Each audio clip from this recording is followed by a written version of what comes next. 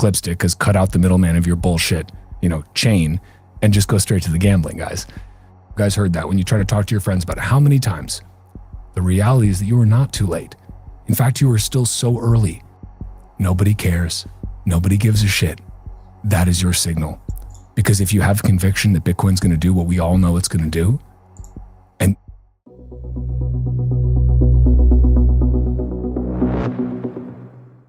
maybe just a comment on that then, and then you can tell me what else to talk about. But I would say on that, like, it's funny that he's still referencing like the 60-40 portfolio, right? Just given that like even BlackRock has put out the data to show that like, hey, you have like a 1% allocation to Bitcoin. It completely like enables your portfolio to outperform with just a teensy tiny allocation. Like, it's funny to me. I think there's a lot of these guys who made the right calls, who were right when everyone else was wrong. Okay, so it is the Steve Carell guy. Okay, like who were 100% right? Like they saw through the bullshit when everybody else was gobbling the bullshit up. Credit where credit is due. They have fuck nuts worth of money right now. No argument there. But like, I think there's also a tendency to, if you're like very right about something once, and then you start to look for that same pattern again everywhere, and you're not always going to be right again, right? Like, you're also living under a different paradigm. You're applying the same mental model that you applied then, which was correct and made you a shitload of money. You were right. You profited from it. Congratulations. That's fantastic. You were right when everyone else was wrong. That doesn't mean you're always right. It doesn't mean you're right forever.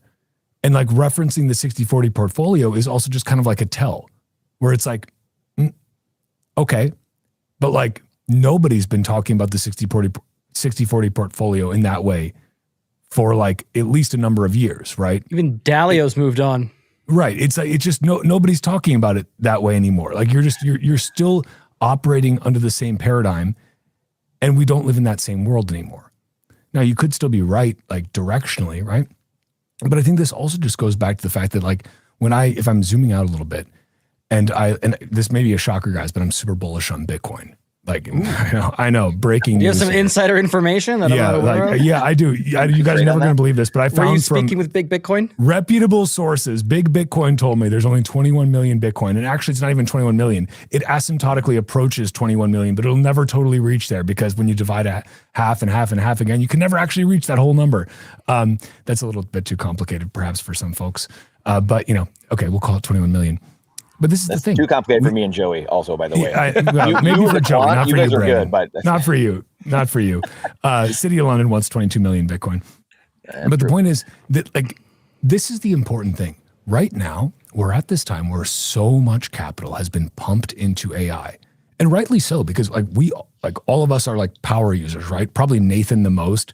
Just, I don't know, like, I always wonder where Nathan finds the hours in the day. Then I'm like, oh, it's because he has like the fucking, like People's Republic of China sized army of agents working for him. He's just like, he has Trump's sleep schedule, and he's got an army of China. I have to watch it's the Zins. They help a lot. I have to watch my weekly limit, because I hit that, and then I'm stuck on Saturday, Sunday with nothing to do.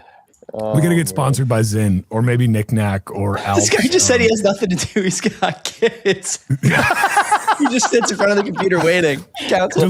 Delete this part. Don't let Nathan's wife see it. Okay, she's in the chat. I can almost guarantee it. Go ahead. Oh boy. Point is, thank God my wife never watches any podcast I make. There's three types of Bitcoin wives: the wives who watch every podcast, the wives who never watch a podcast, and the wives whose husbands don't have podcasts. You want to be one of the first two. Like the third one, though, irrelevant. Everyone should start a podcast. Okay, off topic. Succinctly summing it up, as I'm known for, the point here is that like, so much money has been funneled into this trade, rightly so, again, because it's not just a trade. Like, this stuff is insanely useful. All that being said, like, there could be misallocation of capital, right? Like, very well could be. The point that Joey pointed out in terms of sort of the national security angle of it too, I think, is automatically going to distort that a little bit, right? It's gonna somewhat mess with the market incentives a little bit, right?